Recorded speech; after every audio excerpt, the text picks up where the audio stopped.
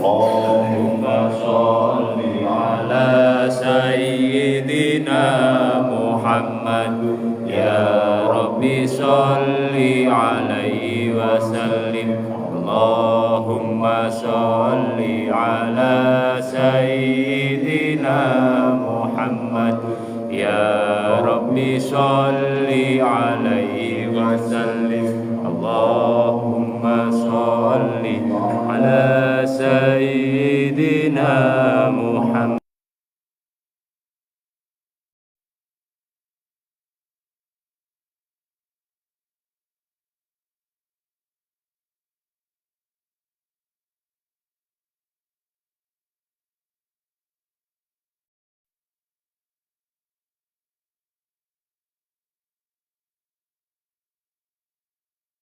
Sayyidina Muhammad. Ya Rabbi sholli alaihi wasallim. Assalamualaikum warahmatullahi wabarakatuh. Waalaikumsalam warahmatullahi wabarakatuh. Bismillahirrahmanirrahim. Alhamdulillahirabbil alamin wa bihi nasta'in wa ala umuri dunya waddin. Wassalatu wassalamu ala asyrafil anbiya'i wal mursalin wa ala alihi wa sahbihi ajma'in. Amma ba'd. Hadratul muhtaram yang Allah hormati, para alim ulama, para sesepuh dan sepuh, para bapak-bapak, ibu-ibu, dan sedaya jamaah pengawasan Masjid Al-Taqwa.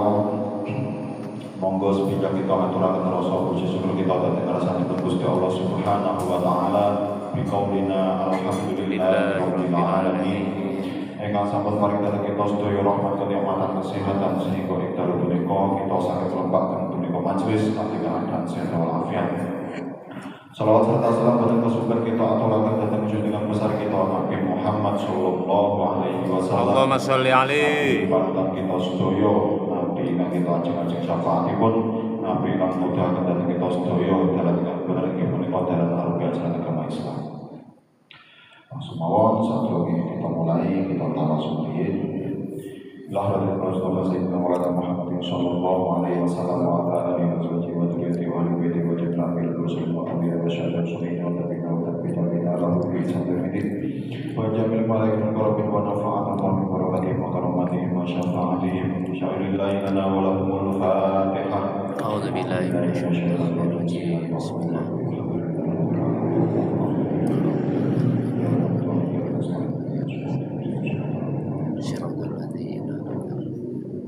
وإلى أخرج الأئمة الأربعة المشايخ وعبد المسلمين الأشياء ونبي أرجلني ولجميع أولاد السعد وإلى جميع المعززين بالعلماء ولجميع العلماء إلى عامل إلى قدر المشايخ العظيم لا مغربهم وإلى جميع المشايخ العلماء وأصولهم وفروعهم ومن يرسل إليهم ونفعنا الله ببركاتهم وبركاتهم وشفاعتهم شكر الله لنا ولكم الفاتحة. أعوذ بالله من الشيطان الرجيم. بسم الله الرحمن الرحيم.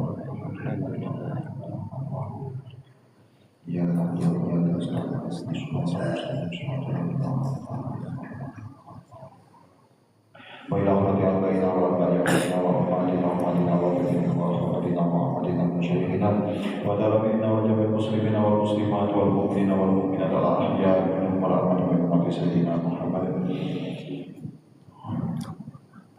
غفر الله لنا ولهم الفاتحة. أعوذ بالله من الشيطان الرجيم. بسم الله الرحمن الرحيم. يا رب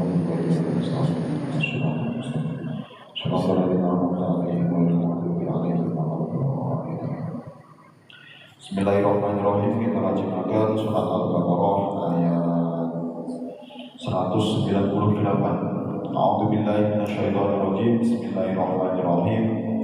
Laisa 'alaikum junahun an tabtaghu fadlan min rabbikum. Laisa ora ana iku 'alaikum ing atase sira kabeh apa junahun dosa an tabtaghu ing yen to nyupre sapa sira fadlan ing kanugrahan min rabbikum saking pangeran sira kabeh.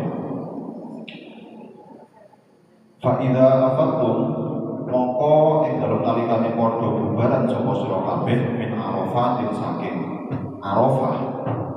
Fadkuru mongko ilinga sapa sira kabeh Allah ing Gusti Allah indal masyaril haram ing dalem sandinge masyaril haram. Wadkuruhu lan nyebutno sapa sira kabeh kama hadakum kaya oleh nuduhake sapa Allah ing sira kabeh wa ing kuntum lan senajan ana sapa sira kabeh min qabli saking sadurunge al-madkur iku laminat doli yakti setengah saking wong kang padha sasar kabeh. Al-Qur'an laisa alaikum junahun an tabtagu fadlan min rabbikum. Tidak ada dosa laisa alaikum junahun. Junahun maknanya dosa. Tidak ada dosa, tidak disebut sebuah kesalahan kalau memang antab tahu fadlan min rabbikum. Kalau memang kalian semua ingin memperoleh sebuah anugerah dari Gusti Allah. Maksudnya berikut, tiba-tiba laisa alaikum junahun antab tahu fadlan. Kalau dosa awal juga.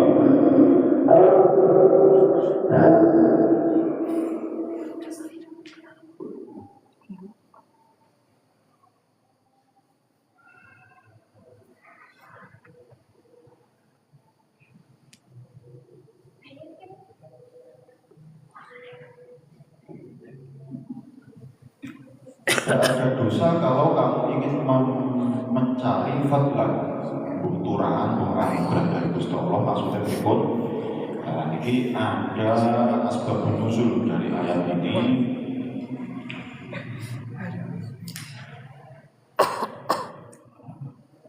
Jadi ada sebab-sebabnya. Bahwasanya Ruya al-Bukhari an Ibnu Abbas, saking Imam Bukhari, saking Imam Ibnu Abbas, karena ukat wa majid nahwatul majas aswaqon fil jahiliyah.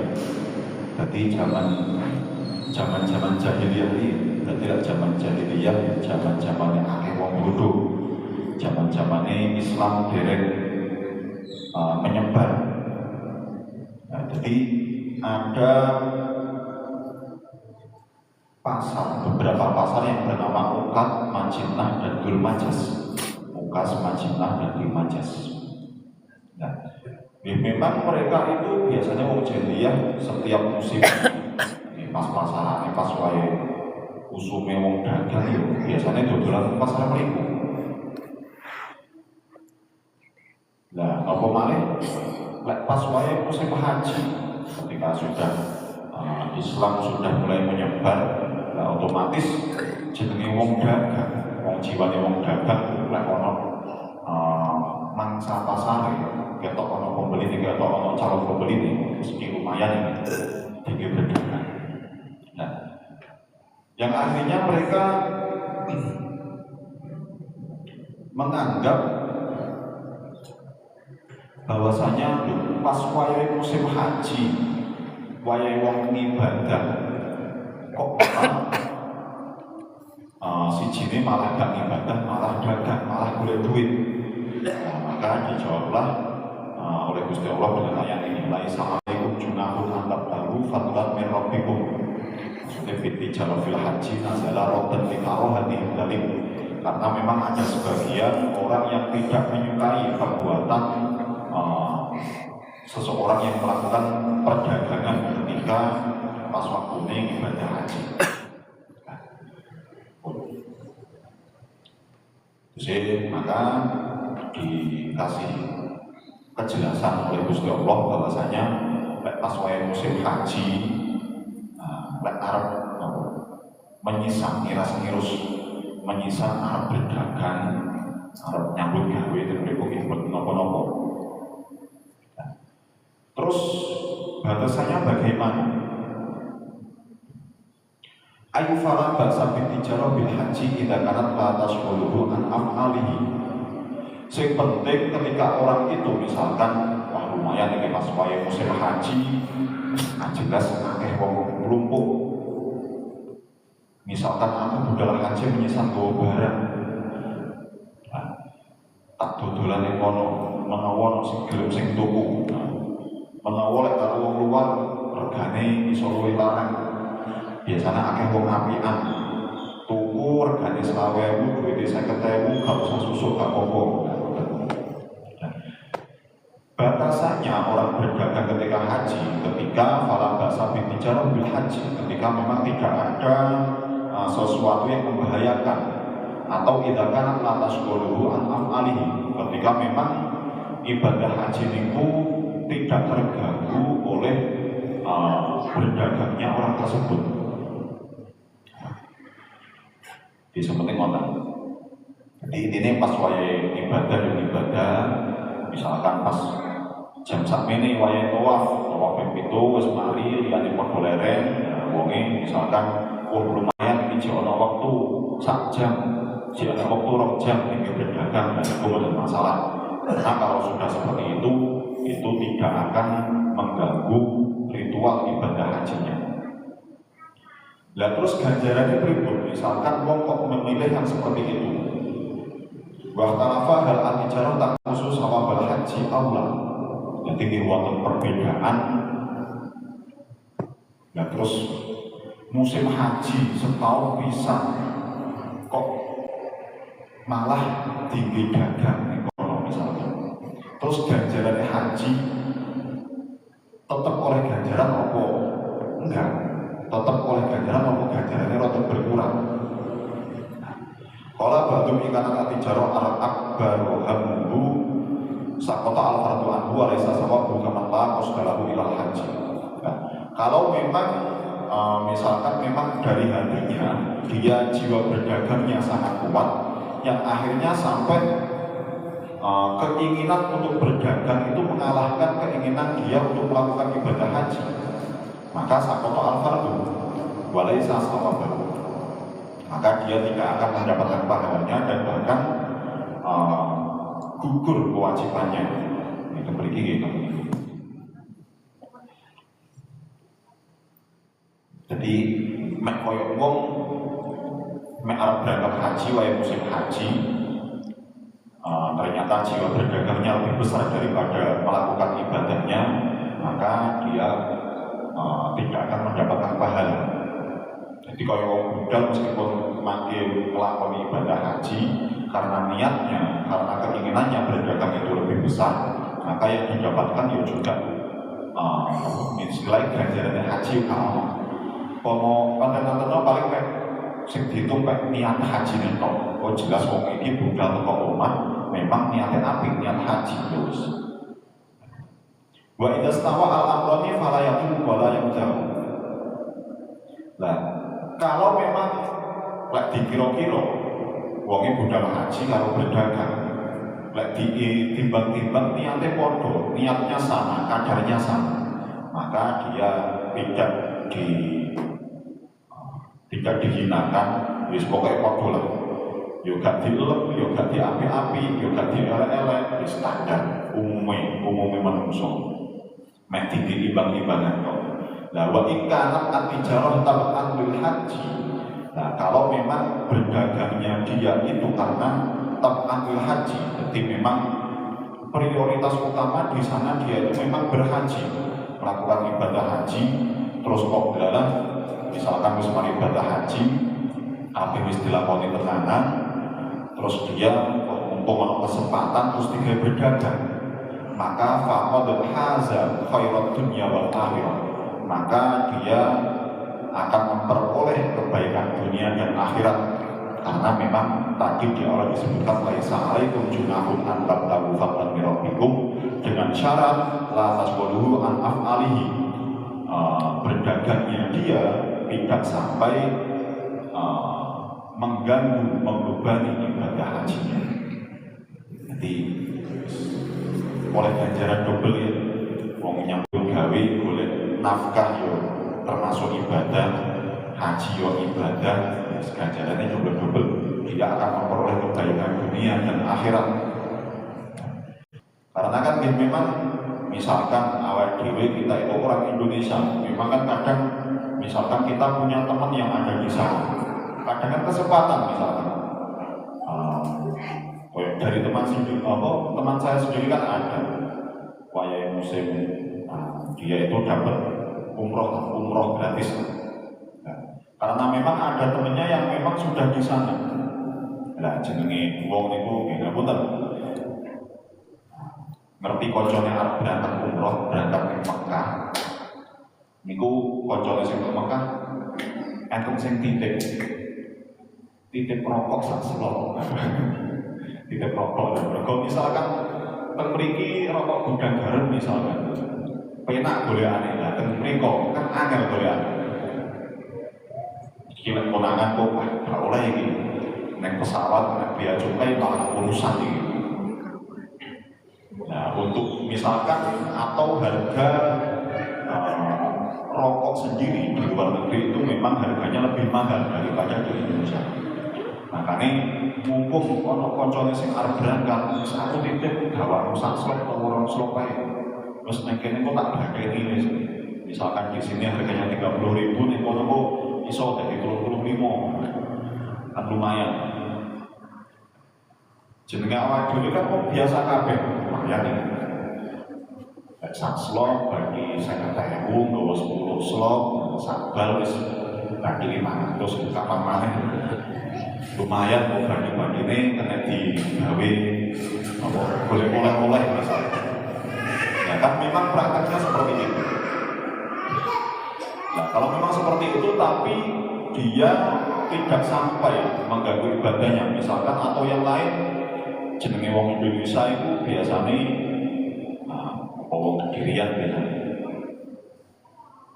apa seneng sego pecel sing akhirnya yang kono lumayan yang kita nggawa sambal kacang misalkan nggawa sambal kacang misalkan 2 kilo nah yang kono dibungkusi sakon atau seperapat atau setengah kiloan didol mriko. Tapi ya harus seperti itu dengan syarat lek dodolan yo ojo sampai himmah atau rasa di dalam hatinya jangan sampai mengalahkan niat dalam dia beribadah haji. Itu ojo sampai kalah. Jadi benar-benar jadi yang perlu kita garis bawahi di sini adalah lek wayang ibadah yo ibadah, lek wayang pas waktu longgar nggih monggo kersa arep mawon sing penting gak nglakoni maksiat. Kan maksud kan enak. Jadi wayang ibadah kita fokus ibadah. Nah, kalau memang ada waktu misalkan kita memang jiwa dagang misalkan mumpung ada kesempatan, ada momen, ada waktu, nah, silahkan tidak apa-apa itu sangat diperbolehkan. Bahkan di sini baikkan al-ijarah anil haji maka haza dunia wal akhirah dia akan memperoleh kebaikan dunia dan akhirat karena memang dia masalah ibadah hajinya fokus dia akan mendapatkan kebaikan akhirat terus karena dia memang pinter memanfaatkan kesempatan dia akan memperoleh kebaikan dunia nah, karena memang gak boten kabeh wong iso dagang jiwa-jiwane wong kan beda-beda. Dewi biasanya misalkan teng sabin, teng sawah, lek kon dagang kadang ya gak pada iso, kon langsung praktek neng buka lapak untuk saged. Atau biasanya yo misalkan dia memang urusannya di bidang jasa. Lah jenenge wong jasa kadang kon dodolan kon mandek neng lapak atau mawon kadang mboten saged. Karena memang jiwane wong itu dhewe-dhewe. Maka mumpung ada kesempatan, kenapa kalau memang di situ tidak ada larangan, kenapa kesempatan itu tidak diambil? Berarti kalau memang dia itu nanti misalkan bagi, benar-benar dia yo gak nyalahi aturan, yo malah oleh bagi, yo dihitung ibadah juga, mergo yo niate dodolan, yo niate yo bantu. Nah, dewe kan kadang niate kan double-double, yo niat api apa niat bersembunyi di balik niat baik untuk kertas misalkan niatnya kok sakno kancaku sing nang kono gak tau mangan sambal pecel wis tak gawatnya kok kene ternyata nang kono didol 2 kali lipat tapi jenenge teng mriko lek boten-boten kan lek misalkan wong pengen yo arep rego 2 kali lipat ya tetep di tuku mawon nah jadi ini boten nopo tapi jangan sampai mengalahkan ibadah haji kita. Ojo sampai kalah, benar-benar niat dari rumah ibadah haji, ojo sampai terganggu. Misalkan pas wayang ibadah haji harus fokus ojo tawaf iki aku sing mubung ping 3 misalkan kurang ping 4. Waduh cek suwi iki pas wayahe wong rame wong akeh. Aku oleh sing bagian pinggir mubengi rada adoh wektune tambah entek iki. Jangan sampai seperti itu. Wayang ibadah, fokus ibadah. Setelah ibadah silahkan terserah mau apa saja. Yang penting jangan sampai melakukan maksiat. Kemudian fa'idha akhadtum min arafatin fadhkurullaha indal masyaril haram. Nah, ketika kita sudah selesai untuk wukuf di Arafah, maka kita dianjurkan untuk fadhkurullah indal masyaril haram, dianjurkan untuk berzikir atau mampir di Musdalifah dengan talbiyah, berzikir dengan talbiyah, membaca talbiyah, membaca tahlil, membaca doa indal masyaril haram. Maksudnya berikut dalam rangkaian ibadah haji kan ada satu rukun bahwasanya pas tanggal 9 Dzulhijjah, pas hari Arafah. Dan itu lek wae wong sing budal haji, sing melakukan ibadah haji kan dia itu pas tanggal 9 itu ada salah satu rukun yang harus dikerjakan, yaitu wukuf di Arafah. Nah, harus melakukan wukuf di Arafah. Nah, wukuf di Arafah sendiri itu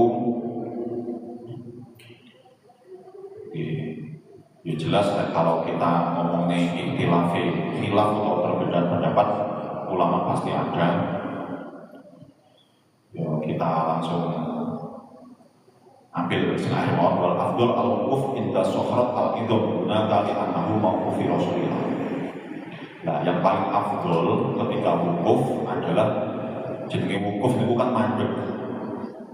Ketika wukuf kita itu berada di sebuah batu besar yang ada di sana, karena Rasulullah ketika wukuf itu biasanya memilih wukuf di golek-golek yang waktu-waktu sing gede. Ini terus kita memiliki wal afdal al wukuf inda sohrat al idham. Wayang wukuf yang paling afdol itu adalah berwukuf di batu yang besar, di batu-batuan yang besar. Iya, yo disi-disian, yo golek-golek kita harus pintar-pintar juga. Misalkan koyo tau ngaji, misalkan yang paling afdol wayang wukuf ning Arafah itu kon golek ning wukuf sing ning nggon waktu sing gede. Kulit waktu sing gede terus wukuf ning kono madhep mriku, yes, dan melakukan ibadah-ibadah yang lain. Nah, yes, berarti setelah wukuf, jadi wukuf ini mulai katakanlah yo sholat zuhur yo asar pas tanggal 9 itu di Arafah. Nanti ketika sudah maghrib, matahari sudah mulai terbenam. Dan itu setelah wukuf di Arafah kita harus mabit di Musdalifah. Mabit di Musdalifah. Jadi fa'idha afattu min Arafatin fadhkurullah indal masyaril haram. Jadi ketika kita sudah selesai wukuf di Arafah, misalkan sholat zuhur asar di Arafah, wukuf nanti sampai sore, atau setelah itu ya pokoknya mulai perjalanan, ketika mulai matahari tenggelam kita sudah ada di Musdalifah. Dan ketika kita mampir di Musdalifah, kita disunahkan untuk fadhkurullah, untuk selalu berzikir kepada Allah. Zikire sing apik-apik pokoknya zikir lah. Fadhkurullah indal masyaril haram. Lah untuk mampir di Musdalifah sendiri iki ayat yasma'una biha al-maghrib wal isya. Salah satu yang memang dilakukan oleh Rasulullah dalam surah itu diceritakan ketika pas setelah wukuf di Arafah, Kanjeng Nabi itu melakukan perjalanan ke Musdalifah. Jadi ketika mampir di Musdalifah, beliau itu sholatnya di jamaah, sholat maghrib kalian isya di jamaah, jamaahnya jamaah takhir. Keterangan hadisnya itu jamaah takhir. Ayo wis ma'una biha al-maghrib wal isya jamaah takhirin. wa yaksiruna al-isya illa ahliha. Jadi memang kita orang luar, bukan penduduk sana, kita kalau ingin mengikuti Kanjeng Nabi, kita pas waya maghrib di Musdalifah niat jamak takhir, berarti niat melakukan sholat maghrib di waktu sholat isya. Nah, maka pas sholat maghrib 3 rakaat, sholat isya dikosor. Nah, setelah itu, nah, misalkan mantun sholat, juga diisi karena kita ini wa yastamiruna biha ila sholati subhi fa yaslunaha wa yatawajjahuna ila masjidil haram. Nah, kemudian jenenge mabit nginep. Nah, nginep niku kan biasanya ya sak wengi. Nginep niku biasanya sak wengi. Nah, kalau tadi yang wukuf memang juga wukuf nopo mabite nggih, memang nggih kula nate mireng karena wukuf niku mandek. Jadi memang ada yang mengatakan pokoknya sing penting mandek ning kono nggo sedhiru. Misalkan ning kono arep salat zuhur kok terus lanjut perjalanan langsung ke Musdalifah misalkan. Niku nggih mboten napa-napa.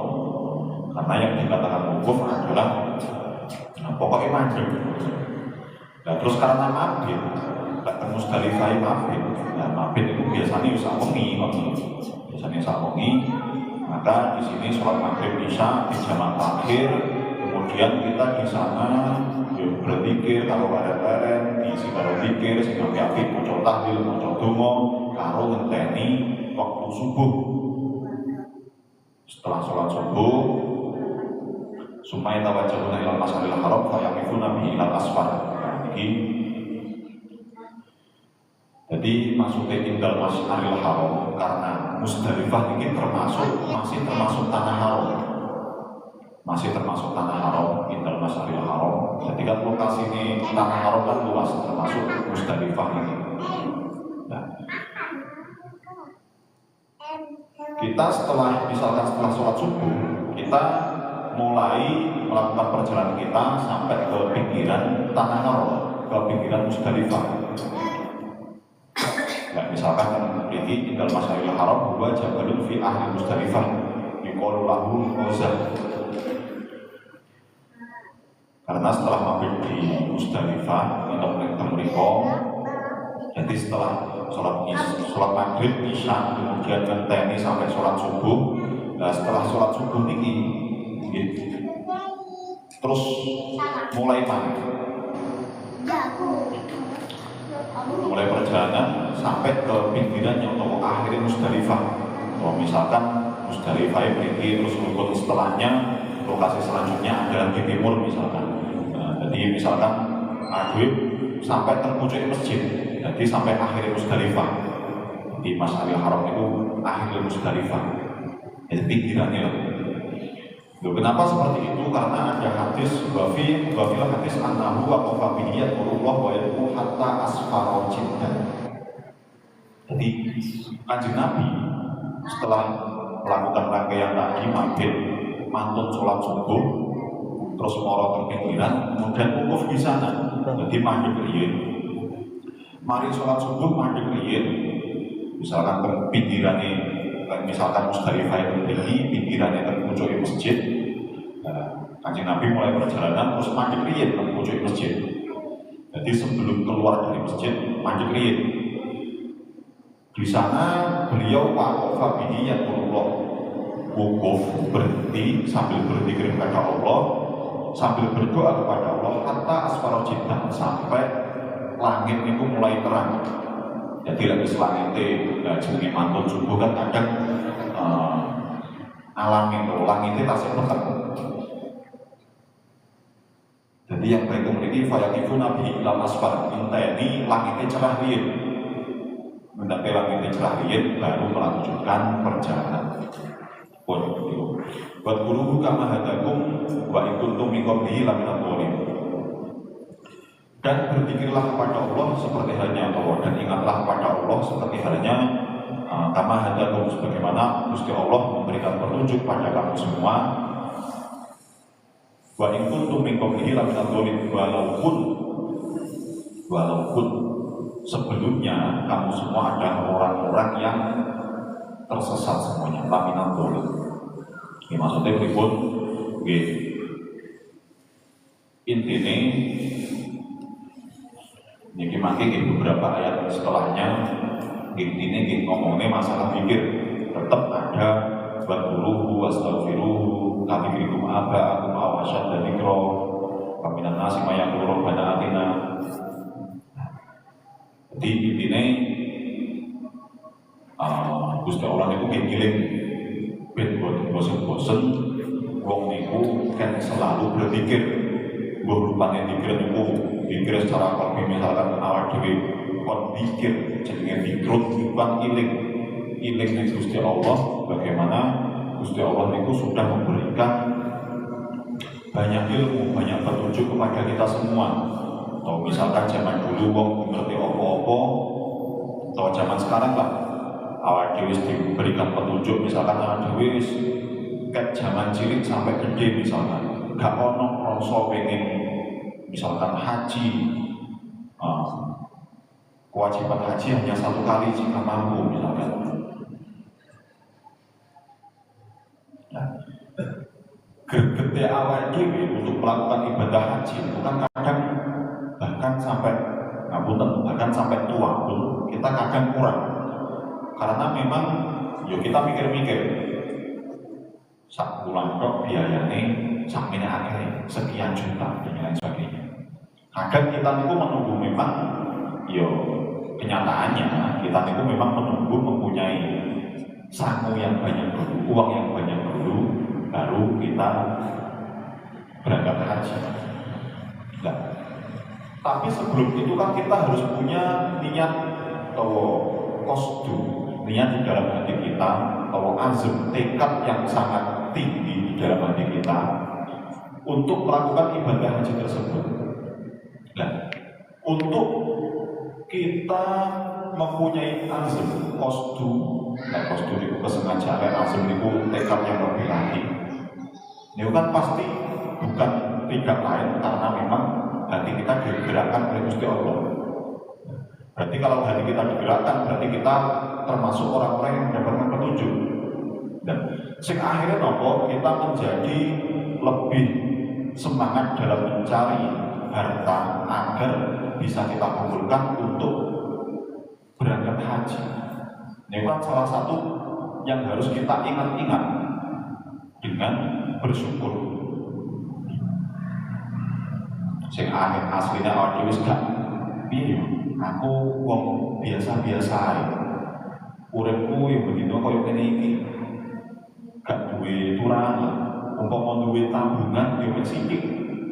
Gak mungkin lah, misalkan tak hitung-hitung sebulan iso nabung sekian, setahun nabung sekian.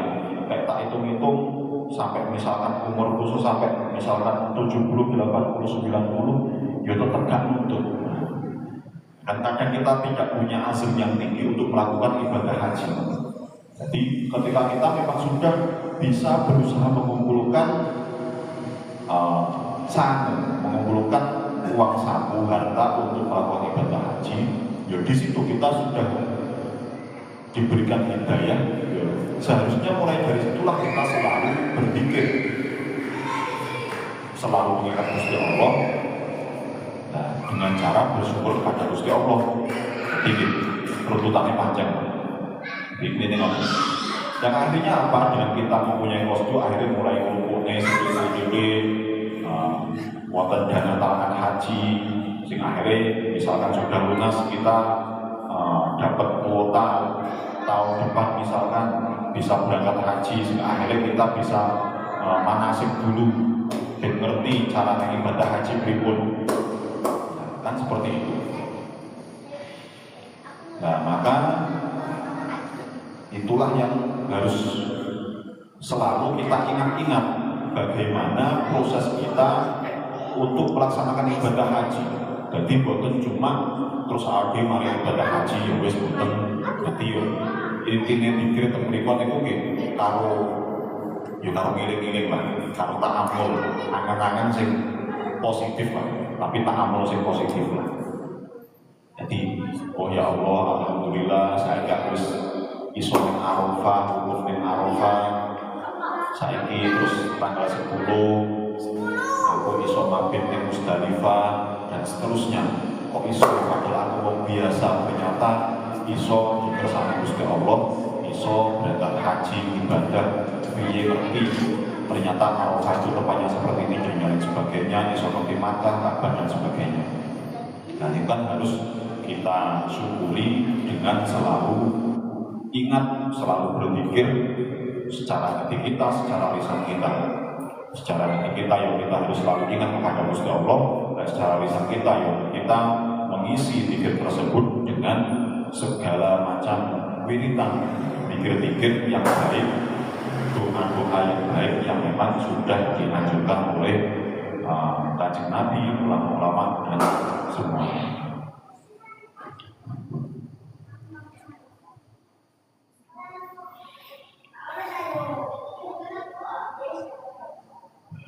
Karena itu memang termasuk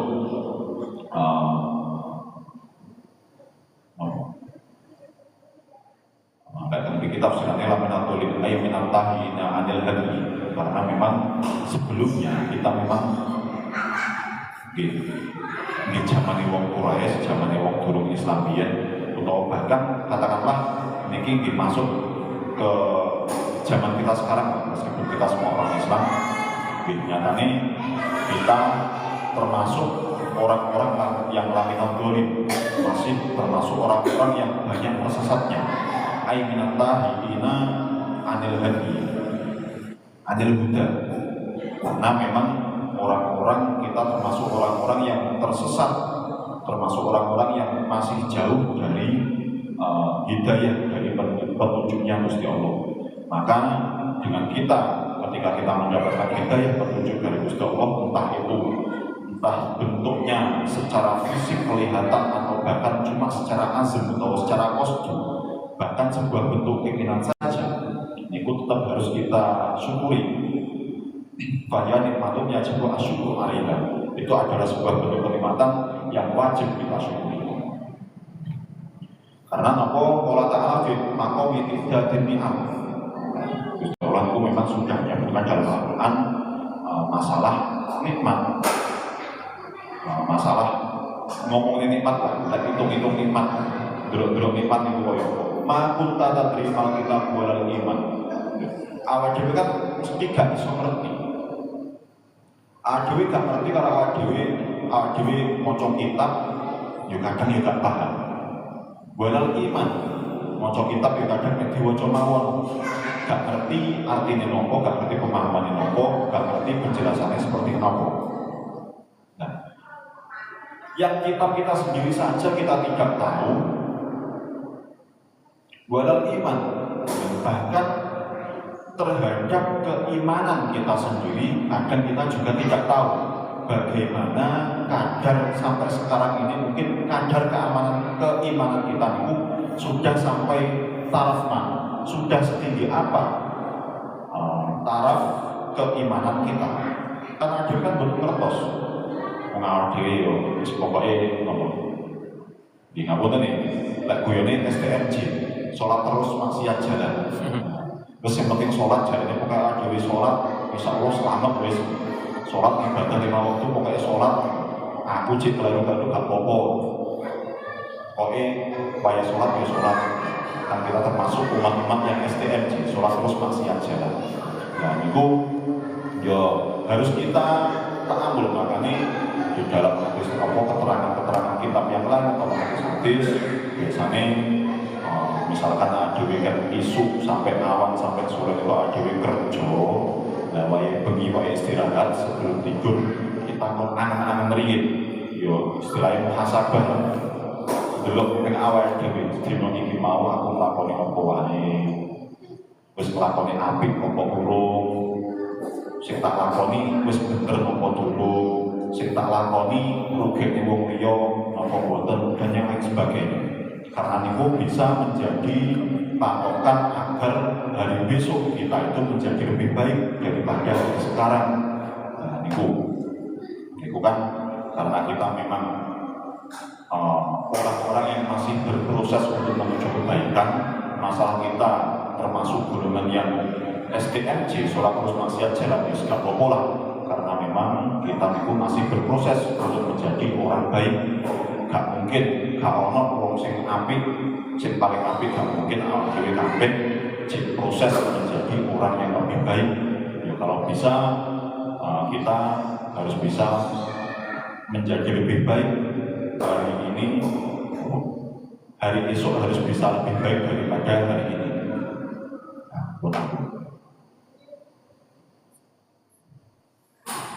Mungkin kemauan yang sangat dilakukan mugi-mugi sampai punika sangat bermanfaat barokah dhateng kita sedaya menawi wonten keliru-kelirunipun dalam penyampaian kula nyuwun agung pangapunten. Ridhoillah wa sallallahu Al-Fatihah. A'udzu billahi minasyaitonir rajim.